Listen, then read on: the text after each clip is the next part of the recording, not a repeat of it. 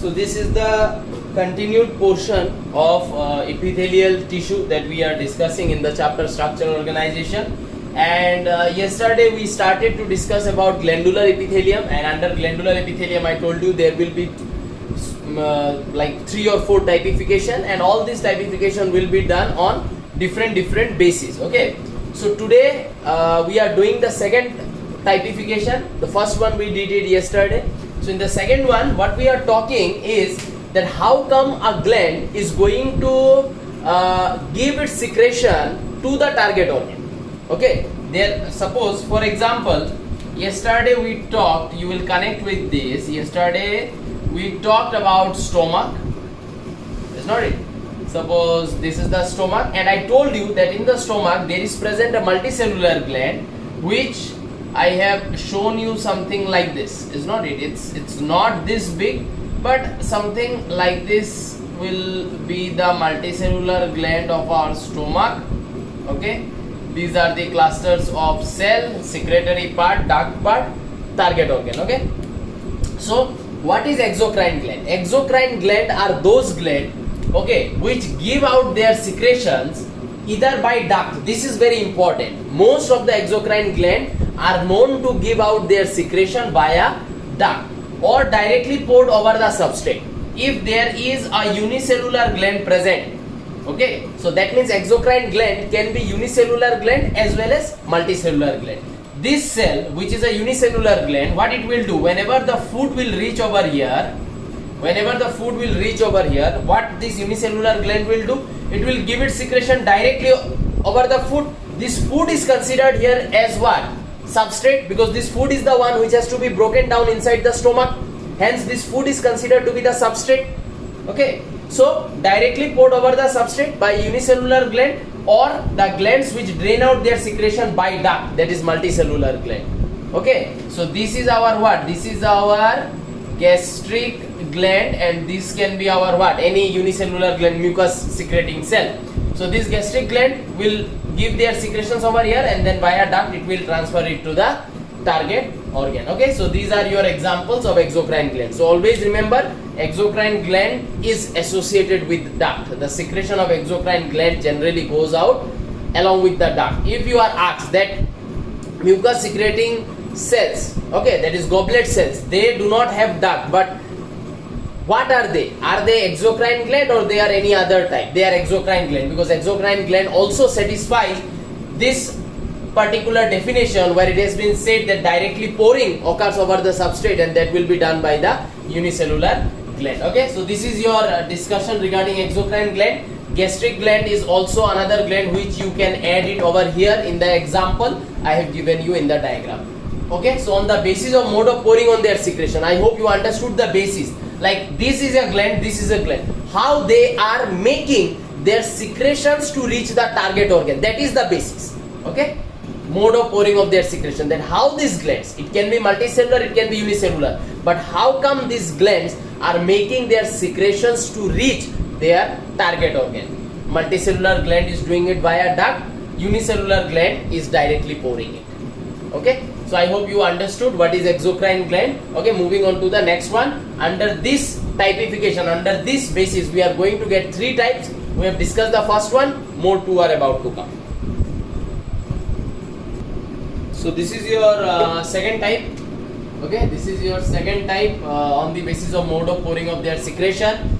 The gland is called as endocrine gland, also called as ductless gland. That means इस gland में नाम से ही पता चल रहा है that there is no duct present to carry the secretion from the secretory part to the target organ. Okay, the duct generally does this thing, so there is no duct present. So how come their secretion is going to reach the target organ? Okay, so what will happen? Suppose this is the secretory part, and this would have been the duct part like this, is not it? This would have been the duct part like this, but as it is said that there is no duct part present in this type of gland, hence this gland will be something like this, closed, no duct part, only the secretory part is present. Inside this secretory part we are going to find that these are the cells which is present inside the secretory part. Okay, Okay, and how come they are going to send their secretion? Now all these cells are going to secrete over here. This is their secretion which is done by all these cells, like they all are secreting here at the central place. Okay, now without duct, how come this secretion is going to reach the target organ? What will happen? There might be some blood capillaries. There might be some blood capillaries which will run very close to this particular organ. Okay, endocrine gland or organ, blood capillary, or you can say limb might come in direct contact with this particular gland. So what will happen? This secretion is going to diffuse. This secretion is going to diffuse directly into the blood of the blood capillary, or this secretion is going to diffuse into the limb, and this secretion will be carried to its target organ via blood or limb. Okay, then this blood or this limb will carry this particular secretion to the target organ. So here no duct is present. The secretions from the gland will be taken by the blood or limb, and the blood and limb will be carrying this particular secretion to its respective target organ. So this is the difference between the exocrine and endocrine. In exocrine, the secretions are mostly enzymes. The secretion are mostly tears, saliva, oil, sweat, which cannot be carried by the blood. Hence, they need to get secreted via duct. Okay, but hormones are neutralized proteins. So hormones can be carried via blood. So whatever can be carried via blood, okay, in that duct is not required. Okay, because एक और इसका मैं relation तुम लोगों को बताता हूँ. For example thyroid gland है ना. थायराइड ग्लैंड कहाँ प्रेजेंट है? इधर. ठीक, इधर प्रेजेंट है थायराइड ग्लैंड. नाउ ये थायराइड ग्लैंड क्या रिलीज करता है? Thyroxine, the hormone. थायरोक्सिन क्या करता है? हमारे बॉडी में जितना भी सेल है, सब सेल का खाना खिलवाना थायरोक्सिन का काम है. हमारा बॉडी का जितना भी सेल है, वो सब सेल क्या करता है? ब्लड से खाना उठा के खाता है. सेल को ब्लड से खाना उठा के खाने के लिए कौन बोलता है? थायरोक्सिन बोलता है. तो हमारे बॉडी का each and every cell from the मतलब क्या बोले tip of the head to the मतलब एकदम टो तक, ठीक है ना. तो यहाँ तक जितना भी सेल है, सब सेल तक थायरोक्सिन को पहुंचाना पड़ेगा. अब थायराइड ग्लैंड इधर है. अब थायराइड ग्लैंड को अगर हर एक ऑर्गन तक पहुंचाना है, इस थायराइड ग्लैंड को कितना डक्ट फॉर्म करना पड़ेगा? समझ में आ रहा है ना. यहाँ से पैर तक लंबा डक्ट फॉर्म करना पड़ेगा. उसमें हमारा बॉडी का साइज इतना कंप्रेस नहीं होता. डक्ट को भी तो बॉडी के अंदर जगह देना पड़ेगा. इसलिए बॉडी ने क्या सोचा कि थायराइड ग्लैंड इधर है और इसका सिक्रेशन आराम से ब्लड कैरी कर सकता है, तो मैं यहाँ से पैर तक का लंबा डक्ट क्यों बना? रादर मैं बॉडी का स्पेस बचाता हूँ. मैं थायराइड ग्लैंड का जो सिक्रेशन है थायरोक्सिन हार्मोन, उसको मैं ब्लड के थ्रू बॉडी के कोने कोने तक ट्रांसफर करूंगा. So I hope you got the idea. So here you can see the definition. They secrete, endocrine gland secrete their products which are hormones. एकदम और कोई नहीं है, hormones ही है. Hormones माने endocrine gland. Hormones के अलावा बाकी कुछ भी, sweat, oil, enzyme, tear, blah blah blah, जो भी hormone के अलावा जो भी, that will be exocrine gland. Okay? So hormones directly into the fluid bathing the gland. That means the fluid which is coming in contact with the organ. Blood and limb. The blood and limb carries the hormones to the respective target organ. Example: thyroid gland, pituitary gland, adrenal gland, etc. Okay. So I hope you got the concept of endocrine gland. Moving on to the third part, which is heterocrine gland. So you can see the third one is called as what? Heterocrine gland. And what is the behavior of this gland? This is a gland which has both the exocrine as well as endocrine part. So what can you bring out from this definition? From this definition you can quote that this particular gland has some secretion which can go via duct, and this gland has some secretion which will go via blood and lymph. That means this gland has hormonal secretion via blood and lymph, mana hormonal secretion, endocrine part, mana hormonal secretion, and then there are some more secretion which is not hormonal secretion, something else. It can be enzyme, it can be anything else, but not hormones. Okay. So if you ask me example of a heterocrine gland, then the first example that I can provide you is testis and ovaries. How come? This particular testis releases what? This particular testis forms sperm and releases sperm, and that sperm is carried out from the testis by whom? By male accessory duct. There are some ducts present, okay, named as retitestis. अभी नहीं चाहिए ये सब, लेकिन class 12 में मिलेगा. Retitestis, vasa efferentia, vasa differentia, epididymis. These are the name of the different male accessory duct जो हमारा sperm को carry करके testis के अंदर से बाहर निकालता है. As well as this particular testis has another secretion as well. This secretion that we have talked over here is what secretion? EXO. This is exocrine secretion. And this secretion that I am talking right now is what? It is endocrine secretion, and this endocrine secretion is what? The hormone that is released by the testis, like testosterone. Okay, then there are other hormones like anti-Mullerian hormone, etc. Okay, so anti-Mullerian hormone, testosterone, you know that testosterone is a male sex hormone. Anti-Mullerian hormone, I am not going to discuss it now. You will get about the significance of this hormone when you reach class 12. Okay. Similar in ovaries, one will be what? The release of ova, egg. That will be the exocrine secretion coming out through fallopian tube, oviduct. Is not it? Another secretion of the ovary, the endocrine secretion will be what? Estrogen and progesterone. Both these hormones are secreted by the ovary. So in that way, there is one secretion coming out through duct, exocrine, one secretion which is going out through blood, endocrine. Another organ, if you ask me, as a very popular example of this particular gland is pancreas. Okay, pancreas. So pancreas जो है, pancreas will look something like this. This is how a pancreas looks like. Okay, little bit और थोड़ा band अगर कर दें तो और perfect हो जाएगा. थोड़ा सा ऐसा टाइप का होता है pancreas. Okay, now this pancreas has two parts. Okay, this pancreas has two part. This part is called as the cortex part of pancreas. Okay, cortex part माने lateral part, lateral side. Okay, and this portion is called as medulla part. Medulla part माने middle part. Okay, so in pancreas जो cortex part है, इस cortex part is made up of a cell called as acinar cells.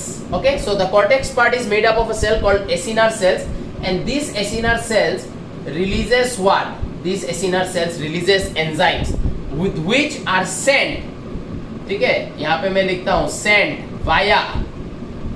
Okay, एक duct. ठीक है, जिसको हम लोग क्या बुलाते हैं? जिसको हम लोग बुलाते हैं duct of Wirsung, WIRSUNG.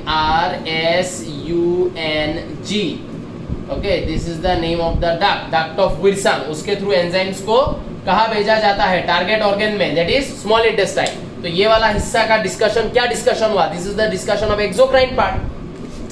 And this medulla part which I have written over here, this medulla part is called as what? This medulla part is called as islets of Langerhans.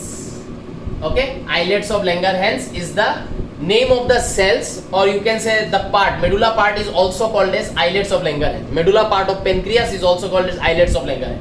And this islets of Langerhans releases a series of hormone, like what? Like glucagon is one hormone, insulin. Okay, somatostatin. These are different hormones which are released by this medulla part. So hormones, it cannot go by a duct. Okay, so the hormone will be released into the what? The nearby blood vessels and lymph will carry this particular hormone to the respective places wherever they are going to work. Okay, so these are your examples of heterocrine gland. Okay, so this was our second basis. Now we will move into our third basis. Okay, make proper notes of this. So this is the third basis of glandular epithelium. तीसरा basis है on the basis of mode of secretion by the cells of unicellular और multicellular gland. देखो इस basis में और इसके पीछे वाले बेसिस में ज्यादा फर्क नहीं है। पीछे वाला जो बेसिस हम लोगों ने पढ़ा है, सेकंड में जो हम लोगों ने पढ़ा है on the basis of mode of pouring of secretion, उसका मतलब एक ग्लैंड अपना जो सिक्रेशन है उसको कैसे अपने टारगेट ऑर्गन तक पहुंचाता है। That was the previous basis, that how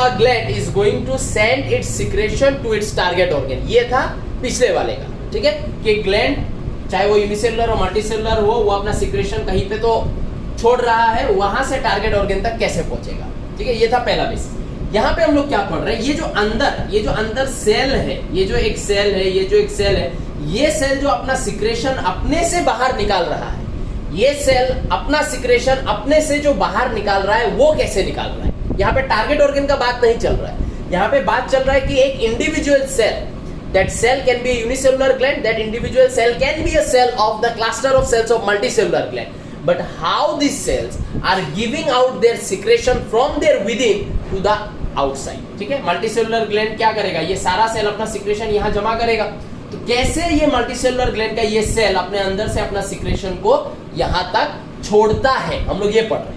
इसके पहले वाला था कि ये सिक्रेशन कैसे टारगेट ऑर्गन तक पहुंचेगा, यहाँ पे ये इंडिविजुअल सेल अपना सिक्रेशन कैसे अपने से बाहर निकालेगा, ठीक है। I hope you understood what I am trying to say. So this is our basis and in this basis we are going to get 3 types of gland. You can see I have written it in a column के जैसा। The first one is called as merocrine, apocrine, holocrine. Okay, so what is the basis of this 3 cells. See merocrine gland में क्या होगा, suppose ये मान लेते हैं basement membrane, basement membrane के ऊपर ये हो गया सेल सेल सेल सेल, है ना, तो ये हो गया सेल। अब हमको पता है ये सेल सिक्रेटरी है, ये सेल कुछ सिक्रेशन देगा, तो पहले क्या करेगा, this cell is going to produce the secretory product inside it, is not it, this cells are going to produce the secretory product inside it, like this it will produce the secretion inside it first, and then this secretion will be given out by this cell. Okay, now merocrine gland has watery secretion, or merocrine gland gives out watery secretion. Okay, so the secretion which these glands will give out will be very much like thin, it will be completely water like, released without any loss of cell or its part, obviously, because ये जो है ये क्या करेगा, यहां से सीधा cell का सेल मेम्ब्रेन के थ्रू डिफ्यूजन करके बाहर आ जाएगा, है ना, डिफ्यूजन करके बाहर आ जाएगा। और इस फिनोमिनन को हम लोग एक और नाम से बुला सकते हैं, exocytosis. This is called as simple diffusion, और you can also call it as exocytosis, is not it, exocytosis. Cell के एक्सटीरियर में साइटोसिस माने cell is releasing something, is not it. तो बिकॉज जो प्रोडक्ट सिक्रेट किया जा रहा है that product is very water like, hence ये सिंपल डिफ्यूजन करके ही बाहर चला जाएगा, उसमें सेल का कोई भी लॉस नहीं होगा, ना सेल का होगा ना सेल का किसी पार्ट का होगा। ओके, बिकॉज सेल का यहाँ पे ना कोई लॉस होता है, तो इसलिए इन सेल्स का रीजेनरेशन कैपेबिलिटी पुअर है। एग्जाम्पल स्वेट ग्लैंड, पेनक्रियास, ठीक है। इसमें अगर हम लोग आ जाए तो इसमें हम लोग को क्या मिलेगा, सेम इस तरीके से हम लोग बेसमेंट मेम्ब्रेन बनाएंगे, बेसमेंट मेम्ब्रेन के ऊपर ये हो गया सेल्स, सेल सेल सेल, इसका भी बना के रख देते हैं, सेल सेल सेल, ठीक है। अच्छा सेल ये भी ठीक है। अच्छा अब देखो इसमें क्या बोला गया है, कंपैरेटिवली कंसंट्रेटेड, मतलब ये सेल जो सिक्रेट करेगा वो थोड़ा सा गाढ़ा होगा, thicker, comparatively concentrated. Apical part of this cell is shed with every secretion, main point, because इसका जो सिक्रेशन है, पकड़ लो यहाँ पे सिक्रेशन बनाया, बनाने के बाद इस सिक्रेशन को जब सिक्रेट करेगा, बिकॉज ये सिक्रेशन थोड़ा सा थिकर है, ये सिक्रेशन जब ऊपर आएगा, यहाँ पे आएगा, मान लो ये सिक्रेशन यहाँ है ना, जब ऊपर आएगा ये सिक्रेशन, ऊपर आने के बाद ये सिंपल डिफ्यूजन करके ये सिक्रेशन नहीं निकल पाएगा। क्यों सिंपल डिफ्यूजन नहीं कर पाएगा, it cannot do simple diffusion because it is thicker, hence what will happen, this cell is going to form this kind of a pinch like structure, Okay, and in that pinch like structure all these secretions are going to come into this pinch like structure like this. All this secretion will come into this pinch like structure, and what will happen finally, this pinch like structure is going to get detached from the main cell, and with that portion of the cell the secretion will also go out. That means every time this cell is secreting, it is losing a part of itself, because the secretion is concentrated, and that concentrated secretion cannot do simple diffusion, hence every time this secretion goes out it takes a part of the cell along with it. Okay, hence because ये cell हर बार secretion कर रहा है, अपना हिस्सा को loose कर रहा है, इसलिए इस सेल का क्या है, रीजेनरेशन, मॉडरेट रीजेनरेशन। हाँ, मैंने शॉर्ट फॉर्म में लिखा रीजेनरेशन, फुल लिखना। अब समझ में आया ना, इसका रीजेनरेशन क्यों नहीं है, बिकॉज इसका सिक्रेशन इज वाटर लाइक, तो इसका कुछ भी लॉस नहीं हो रहा है, तो ये रीजेनरेट क्यों करेगा, लेकिन इसको करना पड़ेगा। ये अगर 5-6 बार सिक्रेट कर जाए तो सेल छोटा हो जाएगा, it will have to regenerate. Example, mammary gland, axillary sweat gland. So you might get confusion between the sweat gland I have written over here, and again I have written axillary sweat gland. There is little bit difference between the two. Axillary sweat gland are the sweat glands which are present at the axillary points of our body. Axillary points माने armpit, is not it? मतलब समझ में आ रहा है ना, जहाँ जहाँ पे हम लोगों का थोड़ा सा कंप्रेशन है बॉडी में, या फिर स्किन फोल्ड बन के रहता है, उन जगहों को हम लोग एक्सिलरी पॉइंट बुलाते हैं। ठीक है, जैसे कि हमारा जो गोनेड है, गोनेड का ग्रोइंस, 2 लेग के बीच का जो जगह है जहाँ पे हमारा गोनेड्स प्रेजेंट है, मेल का टेस्टिस, फीमेल में वेजाइना, उसके आसपास that will be one axillary point, है ना। लेग में एक्सिलरी पॉइंट होगा, ये जो नी के पीछे का जो जगह है that is axillary point, then armpit is an axillary point. So these are axillary points जहाँ का स्वेट ग्लैंड थोड़ा सा कंपैरेटिवली थिकर स्वेट प्रोड्यूस करता है। इसलिए देखना, हमारा कभी भी नहीं नहाने से मेल उल जम जाता है, कहाँ जमता है, वो एक्सिलरी पॉइंट्स पे जमता है। ठीक है ना, क्यों, क्योंकि वहां का सिक्रेशन थोड़ा सा थिकर होता है। ठीक है, होलोक्राइन ग्लैंड हाईली कंसंट्रेटेड, जो भी सिक्रेट करेगा एकदम हाईली कंसंट्रेटेड है, very thick, entire cell is lost along with the secretion, पूरा का पूरा सेल लॉस हो जाएगा सिक्रेशन के साथ, हेंस हाई रीजनरेशन पावर। पूरा सेल लॉस हो रहा है तो रीजनरेट करना पड़ेगा। इसमें क्या होगा, सिक्रेशन यहां बना, सिक्रेशन ऊपर आया, लेकिन सिक्रेशन इतना थिक है कि ये सिक्रेशन एक पिंच बना के भी नहीं निकल सकता है, इसके जैसा पिंच बना के भी नहीं निकल सकता है। क्या करेगा, ये पूरा का पूरा सेल के साथ शेड हो जाता है। ठीक है ना, ये जो सेल है, इस सेल को लेते हुए यहाँ से पूरा का पूरा ये जो सिक्रेशन है, ये सेल को लेते हुए ही यहाँ से शेड हो जाएगा ऐसे। ठीक है, तो every time a cell is going to secrete, it is also going to lose its place, because it will have to get shed along with the secretion it is carrying inside. Okay, so this type of gland is called as holocrine gland. Example, oil gland or sebaceous gland. Hence oil or sebum is very thick in nature, because वो जब भी secrete होता है, एक तो उसका nature ही है कि वो थिक है, ऊपर से वो पूरा का पूरा सेल लेके गायब हो जाता है। ठीक है, सो यहाँ पे तुम लोगों का ग्लैंडुलर इपिथेलियम और सिंपल इपिथेलियम का डिस्कशन खत्म होता है। ठीक है, इसके बियॉन्ड हम लोग कंपाउंड इपिथेलियम के बारे में डिस्कस करेंगे। This is where your simple epithelium ends. Okay, make notes. तो नेक्स्ट जो हम लोग यहाँ पे बात कर रहे हैं, this is compound epithelium. Okay, तो इपिथेलियम में हम लोग को 2 टाइप्स मिला था, simple epithelium and compound epithelium, जिनका बेसिक डिफरेंस मैंने पहला वीडियो में बात किया कि सिंपल में बेसमेंट मेम्ब्रेन के ऊपर सिंगल लेयर, कंपाउंड में बेसमेंट मेम्ब्रेन के ऊपर सेवरल लेयर्स। ओके, तो यहाँ पे वही डेफिनेशन को थोड़ा समझ लेते हैं। It consist of more than 1 layer of cells. Okay, basement membrane, being multi-layered, compound epithelium have a little role in secretion and absorption. Obviously, ये मैंने तुम लोग को बोला है, secretion and absorption होने के लिए एक सेल को alive and functional रहना बहुत जरूरी है। अगर एक सेल alive and functional नहीं रहता है तो वो secretion कैसे करेगा? And how come a cell is going to stay alive or functional? Only when it receives nutrition. Now, this is basement membrane. Let us consider this is one layer. Basement membrane के नीचे ये connective tissue, तो connective tissue nutrition देता है किसको, basement membrane को, वो अपने ऊपर के लेयर को ट्रांसफर करेगा।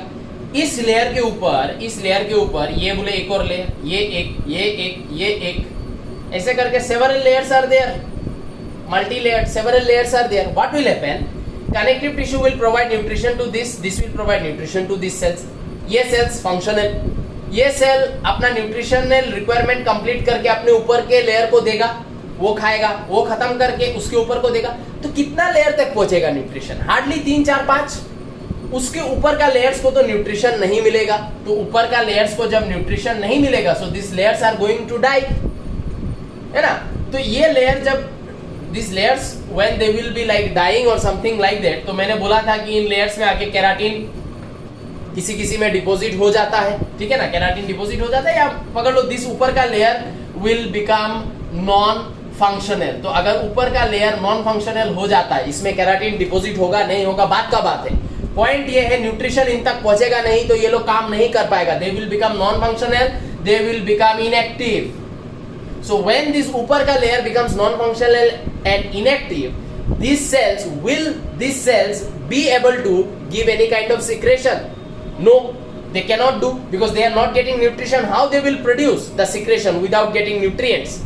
इस सेल को अगर सिक्रेशन देना है तो इस सेल को क्या होना पड़ेगा? एलाइव रहना पड़ेगा, इस सेल को फंक्शनल रहना पड़ेगा, तब ये अपने सेल ऑर्गेनिल्स को बोल के उनसे सिक्रेशन बना के सिक्रेट करेगा।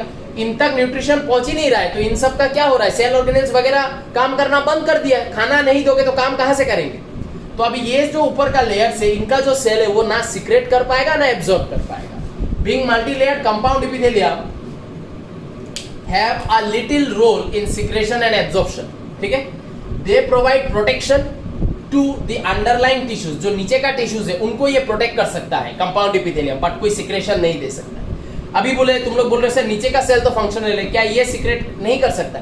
ये सिक्रेट करने से इतना लेयर क्रॉस करके ऊपर तक सिक्रेशन जाके पहुंचेगा? आई डाउट दैट, ठीक है?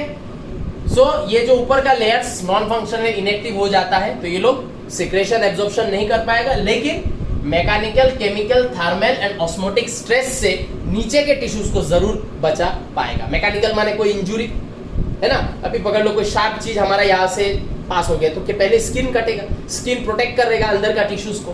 केमिकल, कोई केमिकल गिर गया, पहले ऊपर का स्किन में कुछ प्रॉब्लम होगा, फिर अंदर तक जाएगा, तो स्किन क्या कर रहा है? बाहर से प्रोटेक्शन दे रहा है। थर्मल जल गया, ऑस्मोटिक स्ट्रेस, पानी का अंदर बाहर, है ना? तो this is your compound epithelium definition. Now we will move into the types of compound epithelium and we are going to get 2 types. So यहाँ देखो टाइपिफिकेशन में आ गए अभी कंपाउंड एपिथेलियम के टाइपिफिकेशन में, एंड जो पहला टाइपिफिकेशन हम लोग यहाँ पे डिस्कस कर रहे हैं, the first type of compound epithelium is called as stratified epithelium. Pseudo stratified epithelium हम लोग को प्रीवियस वीडियो में मिला था, और वहाँ पे मैंने स्ट्रेटिफाइड का मतलब बोला था, when one layer is present over the other or there are over क्या बोलते हैं इसको, layers which are overlapping each other, ठीक है ना? तो इस तरीके का एक लेयर के ऊपर दूसरा लेयर रहेगा तो उसको हम लोग स्ट्रेटिफाइड बुलाते हैं, ठीक है? तो वही लिखा, it has many layers of epithelial cells where, ध्यान, where the deepest layers are columnar और क्यूबोइडल, माने बेसमेंट मेम्ब्रेन के साथ जो लगा हुआ सेल्स होगा, दे विल बी इधर क्यूबोइडल और they are going to be columnar, ठीक है? तो बेसमेंट मेम्ब्रेन के साथ जो सेल लगा हुआ होगा इधर क्यूबोइडल और कोलुमनर, बट अब हमको पता है ये हो गया नीचे का लेयर, डीपेस्ट लेयर। अब इनके ऊपर लेयर्स आते जाएगा ऐसे। तो जो सबसे ऊपर का लेयर है उनको हम लोग क्या बुलाते हैं? ऊपर के लेयर्स को हम लोग क्या बुलाते हैं? सुपरफिशियल लेयर, जो एकदम ऊपर का लेयर होता है, ठीक है ना? These are called superficial layer, whereas the superficial layer varies. लेकिन नीचे का सेल हमेशा क्यूबोइडल या कोलुमनर ही रहेगा, बेसमेंट मेम्ब्रेन के साथ चिपका हुआ इन कंपाउंड एपिथेलियम, बट इनके ऊपर का जो सेल्स है और जो सबसे ऊपर का सेल है, सुपरफिशियल लेयर जो है, वो वेरी करेगा, वो अलग अलग हो सकता है। ऑन दैट बेसिस हम लोग को मिलने वाला है 2 टाइप्स, ठीक है? कि सुपरफिशियल लेयर में क्या सेल होगा, उसके बेसिस पे हम लोग को 2 टाइप मिलेगा। पहला जो टाइप है वो है ये स्ट्रेटिफाइड क्यूबोइडल एपिथेलियम। इसमें क्या बोला जा रहा है कि सुपरफिशियल सेल्स आर क्यूबोइडल, माने नीचे भी क्यूबोइडल और ऊपर भी क्यूबोइडल, नीचे भी क्यूबोइडल ऊपर भी क्यूबोइडल, सुपरफिशियल लेयर भी क्यूबोइडल है, ठीक है? It lines the inner surface of the ducts of parotid gland pancreas, माने समझ में आ रहा है ना? जैसे कि parotid gland is the largest salivary gland of our body. तो पैरोटिड ग्लैंड ये हो गया पैरोटिड ग्लैंड, एंड हमको पता है पैरोटिड ग्लैंड एक मल्टीसेलुलर ग्लैंड है, ठीक है ना? तो ये हो गया तुम्हारा parotid gland, and as I told you parotid gland is the largest salivary gland of our body. तो इट्स ऑब्वियस कि पैरोटिड ग्लैंड का जो सिक्रेशन निकलेगा वो भी बहुत ह्यूज अमाउंट में निकलेगा। तो ये जो डक्ट पार्ट है, इस डक्ट पार्ट के थ्रू जब ह्यूज अमाउंट ऑफ सलाइवा निकलेगा तो डक्ट पार्ट में क्या होगा, saliva will try to tear the duct. अंदर में इतना प्रेशर बढ़ जाएगा डक्ट का कि डक्ट को वो फाड़ के बाहर आ जाना चाहेगा। तो डक्ट के अंदर में एक ऐसा एपिथेलियम का होना जरूरी है जो एपिथेलियम इस डक्ट को फटने से या सलाइवा जो निकल रहा है उस सलाइवा का प्रेशर से बचाएगा। और वो एपिथेलियम कौन है, वो एपिथेलियम है स्ट्रेटिफाइड क्यूबोइडल एपिथेलियम, ठीक है, जो इस डक्ट के इनर मोस्ट लाइनिंग में प्रेजेंट होगा, ठीक है। Being multi layer mechanical protection देगा, इसको फटने से बचाएगा, ठीक है ना। तो और इसके थ्रू सलाइवा का जो पास होगा उसको भी इफिशिएंटली या आराम से करवा देगा। तो एक है पैरोटिड ग्लैंड, दूसरा है पेनक्रियास। पेनक्रियास का भी सिक्रेशन बहुत ह्यूज अमाउंट में निकलता है। तो पेनक्रियास भी अपना जो डक्ट है, डक्ट ऑफ विल्सन, उसके अंदर में क्या करेगा, उसके अंदर में ये वाला एपिथेलियम लगा के रखेगा, सो दैट सिक्रेशन का जो प्रेशर गिरेगा डक्ट पे, ट्यूब पे, उसके वजह से डक्ट में कोई इंजुरी ना आ जाए, ठीक है। सो ये है पहला, ठीक है। This is the superficial layer के बेसिस पे हम लोग को स्ट्रेटिफाइड एपिथेलियम के अंदर दो मिलेगा, जिसमें से ये हम लोगों ने पहला डिस्कस किया, ठीक है। तो तुम लोग स्क्रीन पॉज करके नोट बना सकते हो। अभी मैं बाकी सेकंड वाले पे मैं मूव करता हूं, ठीक है। जो सेकंड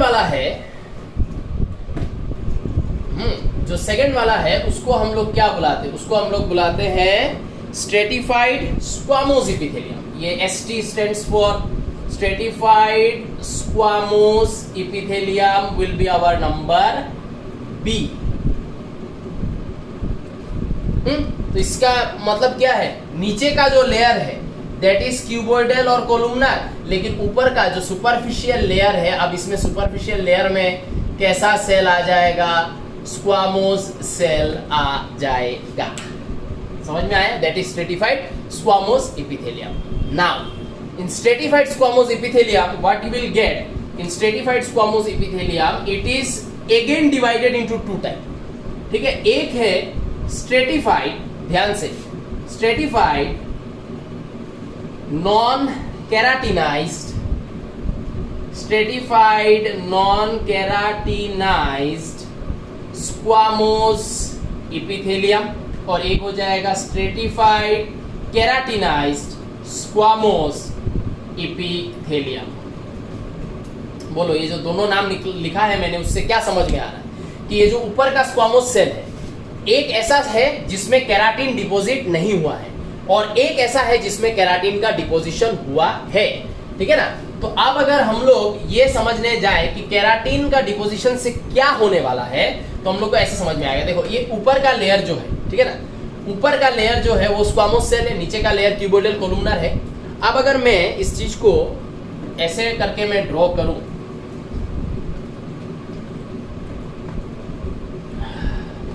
ठीक है, ये हमारा कोलुमनर या क्यूबोइडल जो भी है नीचे ऐसे है। अच्छा, इसके ऊपर स्क्वामोस एपिथेलियम। तो स्क्वामोस एपिथेलियम कैसा होता है, फ्लैट, इस तरीके का होता है स्क्वामोस एपिथेलियम, फ्लैट सेल।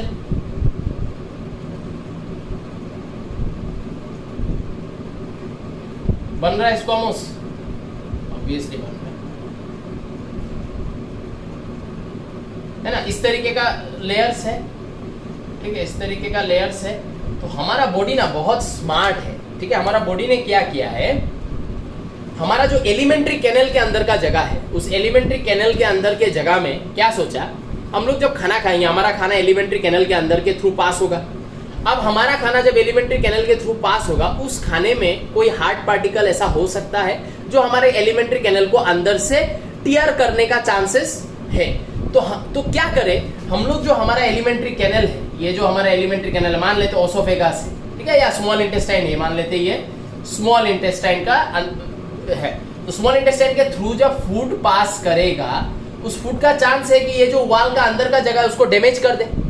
तो हम लोगों ने क्या किया, अंदर में हम लोगों ने डैमेज से बचाने के लिए, हमारे एलिमेंट्री कैनल को डैमेज से बचाने के लिए हम लोगों ने अंदर में फिट किया किसको, इसको। ये कौन है, ये है stratified non keratinised squamous epithelium, ठीक है, क्योंकि केराटिन का कोई भी मैंने जिक्र यहाँ पे नहीं किया है। स्क्वामोस सेल ड्रॉ किया लेकिन देयर इज नो केराटिन, ठीक है।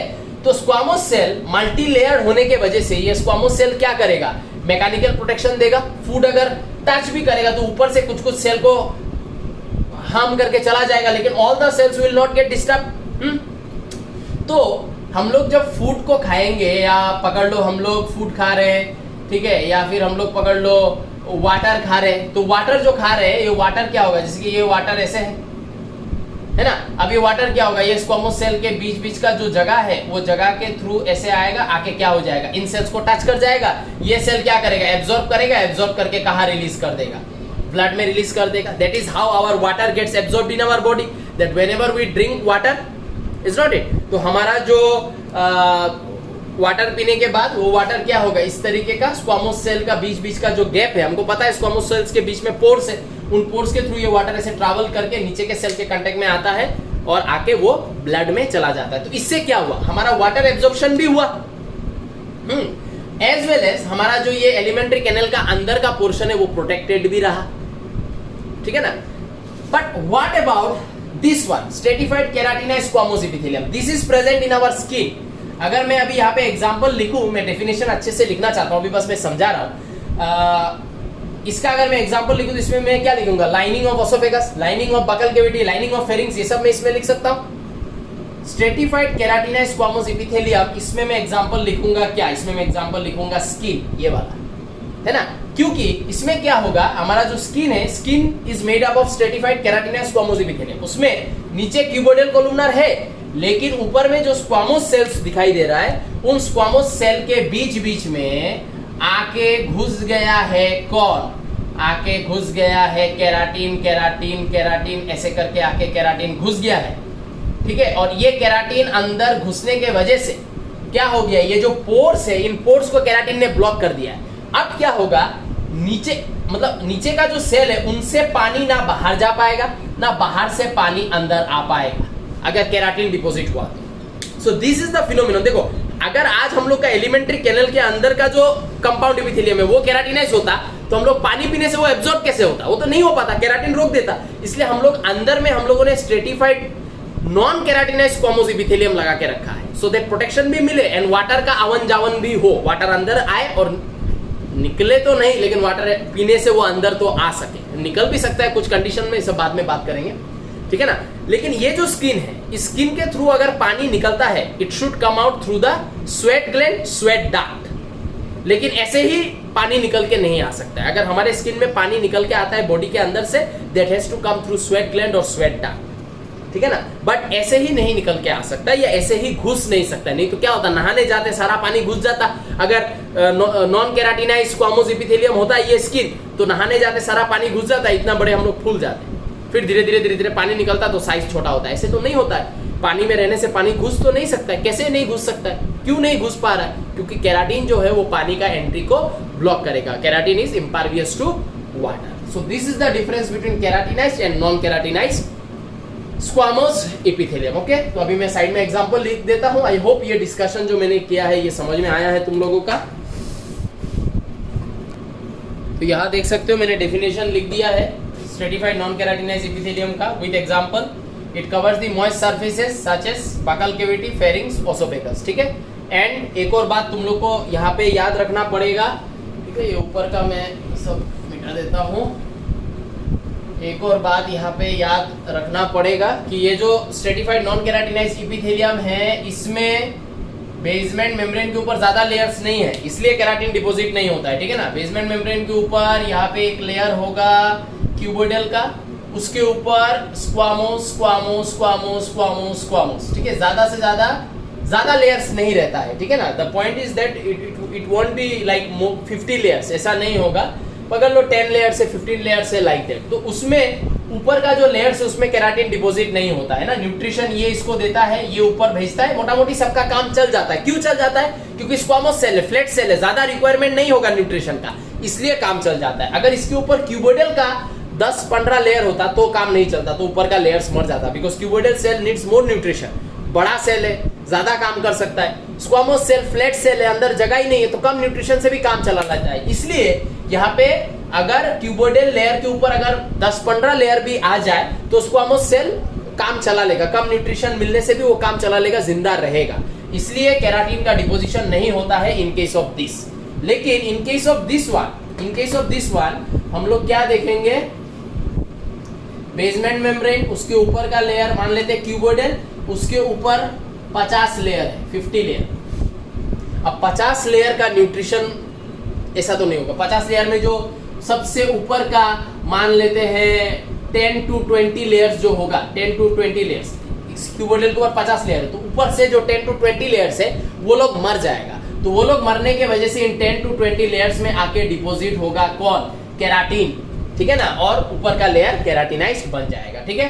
तो तुम लोग ऐसे पूछ सकते हो कि सर ये दोनों ही तो स्क्वामोस सेल से बना हुआ है, लेकिन एक केराटिनाइज है दूसरा नहीं है, क्यों? दिस इज द रीजन, इसमें नंबर ऑफ लेयर ज्यादा नहीं है, तो ऑल द स्क्वामोस सेल लिविंग रहता है, केराटिन को डिपॉजिट होने का जरूरत नहीं पड़ता। इसमें जो लेयर्स है वो बहुत ज्यादा है, तो जो सबसे ऊपर का लेयर है उन तक न्यूट्रिशन पहुंचता ही नहीं है, तो they are bound to die, and when they die they deposit keratin so that they can act like that, okay. तो नॉन केराटिनाइज इपिथेलियम में you can write another thing that it cannot prevent water loss, ठीक है, क्योंकि keratin नहीं है जो water loss को रोकेगा या एंट्री और एग्जिट को प्रिवेंट करेगा, उसके लिए केराटिन चाहिए जो इसमें नहीं है। It can not prevent water loss plus provides minor mechanical protection, ठीक है। थोड़ा जगह कम है, मैं छोटा छोटा करके लिख रहा हूँ, थोड़ा मेरा आवाज सुन के तुम लोग लिख लेना। हाँ, बाकी देखो, it covers the moist surfaces, क्योंकि इसके थ्रू पानी का आवन जावन होगा, और बकल कैविटी, फेरिंक्स, ओसोफेगस। इसमें stratified keratinous squamous epithelium, it covers the dry surface of the skin, heavy deposit of the insoluble protein keratin in the dead superficial cells, ऊपर का सेल मर जाएगा, dead superficial cell, make the epithelium impervious to water. इसके through water loss भी नहीं होगा, water का आवन जावन इज नॉट अलाउड, प्लस ये ज्यादा प्रोटेक्शन प्रोवाइड करेगा क्योंकि नंबर ऑफ लेयर्स इसका ज्यादा है। एग्जांपल स्किन, ठीक है। तो यहाँ पे आज हम लोगों ने कंपाउंड एपिथेलियम का एक टाइप के बारे में बात किया है, stratified epithelium. There is another type of compound epithelium called as transitional epithelium, ये हम लोग कल बात करेंगे, और कुछ सेल जंक्शन के बारे में भी नेक्स्ट वीडियो में हम लोग बात करेंगे। यहाँ तक आज मैं रोकता हूँ because I got very tired now after speaking so much. तो आज के लिए इतना ही, और नेक्स्ट वीडियो में I will put the another type of compound epithelium. ये सब डिस्कशन स्ट्रेटिफाइड कंपाउंड एपिथेलियम के अंडर हुआ है, जो कंपाउंड एपिथेलियम का एक हिस्सा है, दूसरा हिस्सा है ट्रांजिशनल एपिथेलियम, ठीक है। तो वो क्या है वो हम लोग नेक्स्ट पार्ट में पढ़ेंगे, ठीक है। Make notes, bye bye.